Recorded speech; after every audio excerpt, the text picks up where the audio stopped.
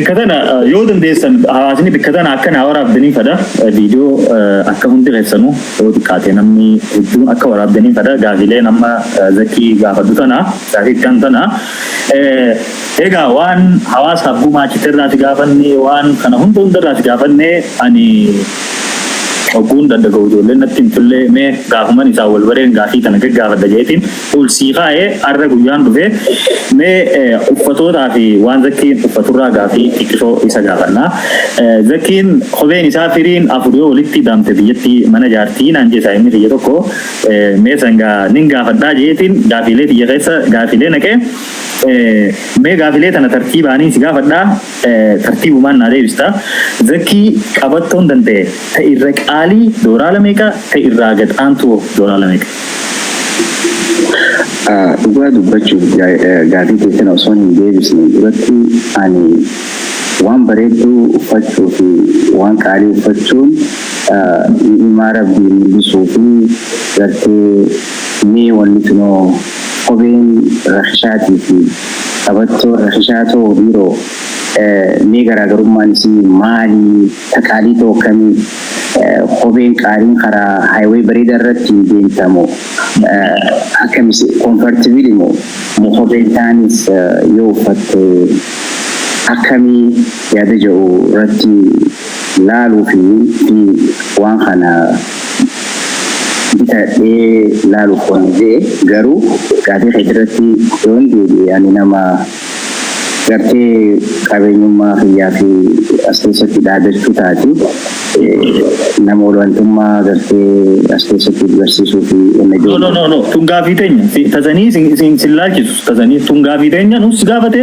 nu deebisiidha nuufi hawaasaa fi namni hundi baruu feeneeti as bikka sanatti ol fuudhuu fi ol feesuu fi wanni jaamu takka illee hin jiru gaafuma teenyati gaafanne just gaafuma teenya san akka nu deebistu feena hawaasni takka ati nama of ol hin fuunee fi ol akka abbanne akka farratti wanni beekuu qabdan anzakii yeroo inni gargaarsa kan nu isaa post godhu arkeetis hin beeku kaabiin tun sila gaafii achi gad jirtu ganan gaafadhu ture mucaan kun nama waa post illee godhuu miti akka inni of ol hin fuunee fi of hin dadhaanne namu hawaasni guutuun si beeka akkasitti hin tolaan qabatiniiti just baruma fanumaaf baruu barbaanneeti jalqaba gaafiin jalqaba qabattuun zakkii irraa gadhaamti rasishaan meeqa qaaliin meeqaa jetti qabattu irraa eegalla waan ta'eef. Duga bashuf kitabu itu mirahe sanggale abdi khiya ani istadu khiya usohintani abaton duga bashuf ra galije oni sitine dibbatur bashantam ra qalin ila haga khumati dibbataka bentu qobes jostine dibbanne qoben ani fadama Karena kalian je kumati dibaca di shantamit karena rakisha dibashan sana semua kana unda wani malaga bahasu fi baca sufuru kaiti ada cu berbade usun kori ilmana mati umri na cahaya jirtu si mutesipi wa beredu fatu wan beredu bonte oneju berbada garti malif ani by the way namni manu buat kota ka arkate rabbi wa isbrati behu wani atrahi damadin wani sifintani abbafe bisintatu yuati ertero kheti bitfarat ira ufatte ira nyate ira dinte wan bereda dan khara rabbi tiratile imbasin wani ati matu jiru tanawo wani ragam gamati dite shachi su jiru unja kharma waqabati yani duga dubbachu wan khana itile ngamadusi imo lalu matu ne wan akani akmare ko gari dia hesa side si hasan ki khobe baredu ki khoben garte tarashatis kharmato qurra dentani sanis lafamara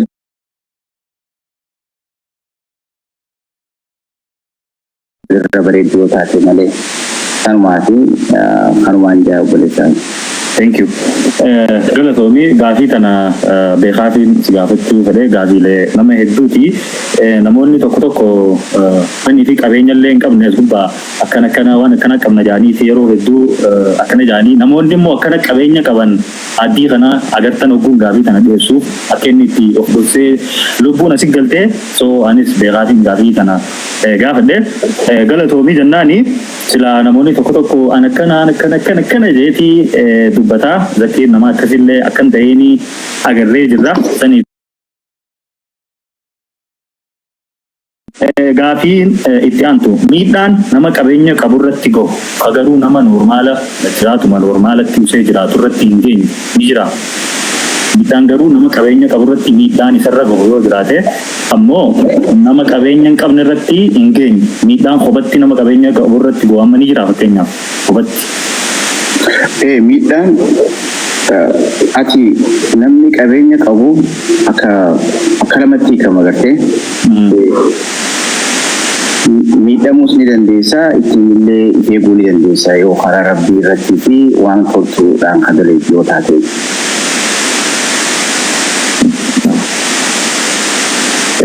Saniifuu miidhaan kophaatti irra ni jira jechuudha. Miidhaan ni jiraati. Miidhaan amma fakkeenyaaf yoo ammaati qabeenya qabaatte yookaan namni siif hin gammadu hattuun ittee raabsi godhu wanna gootii waa hedduu keessa galuu dandeessi janamaa keessa bitaa waan namaa seentaa bakka xalaatni fagoo dhiisi keetiyuu siif hin gammadu jechuu gabaabumatti jirtee akkuma amma fakkeenya reefu maallaqa reefu asirraa gaafatte tuqeessaniiti maleenyi xalaata sitti bitu.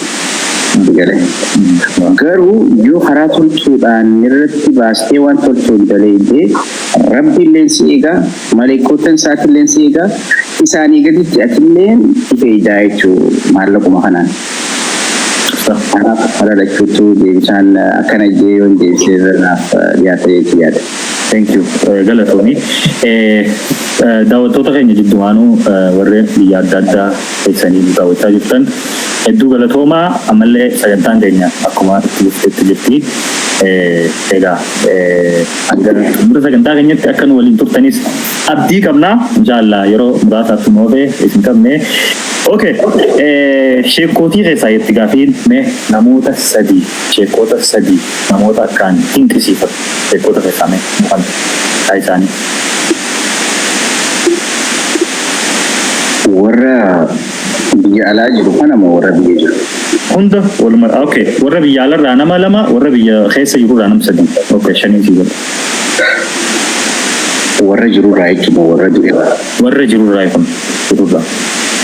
Okay, warra biyya jirurraa yoo jenne warra jiranii aduun illee rabbi rahmataa godhu bis rabbi hannu aduun illee jannati firdoosi rabbi isaan haa qananiisu.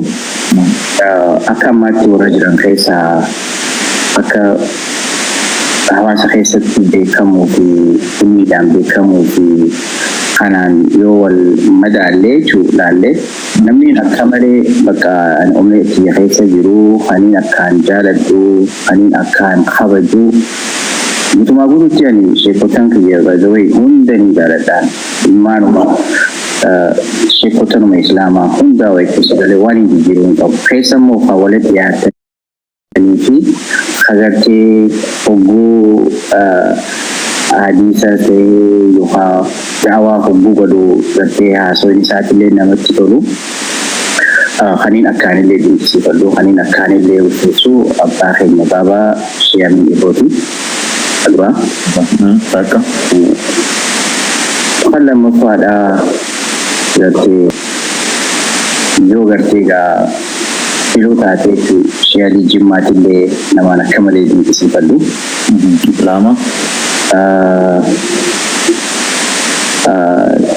Sheikh Jamal Aliyyillee dargaggeessa foolleedha nama gartee hedduu namatti tolu innis isaan wal qabsiisee yoo silaa naa idaate Sheikh Musaa Swaalaa fa'aa isaanis hedduun barsiifadha warra akka malee gartee ittiin boonu warroota biraatillee sheekottan akka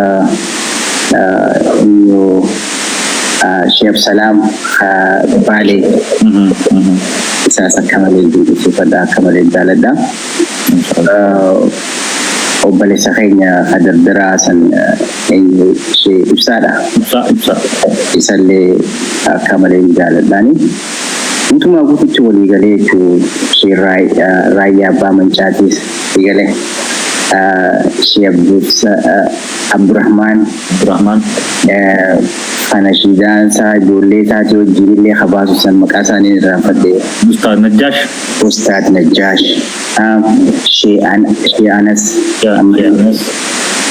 guutumaa guututti warroottan maqaa isaanii asirratti yaamni kaniin maqaa isaanii isaan hin beekne immoo sooshaal miidiyaa irratti isaan argu hundaa'u kutaadhaan osoo hin madaallee sigalte jaalalaa fi kabajaan qabaa jechuu barbaada warra biyyarraa agasii hotel as jirurraa jechuun dura dursoo jechuun namni akkaan jaaladhu akkaan kabajiinis akkaan dinqisiifadhus akka saahibaatti yeroo hunda wajjin yoonanillee kararraa maqee yookaan waan akka gartee abbaa akka obboleessaatti akka saahibaatti akka aalimaatti. By the way, sheekni kun nama akka Noorz Ameerikaatti illee nama ilmii fi waan hundaanuu bartee fikii fi waa meeqaan dhugaa dubbanne namni haga ilmii akka isaa qabu jiru sheeka keenya qaalii akkaan kabaju Sheekh Asad Sharifaa umriin haa dheeressu isaan sin jaahadwa ani akkaan jaaladhu sigalee. Allamadaa Sheikh Ali Sufyan shababa sigalte umrii rabbi haa dheeressuuni namaan akkaan jaaladhu jechuudha sigalee. Mashaallah. Itti aansee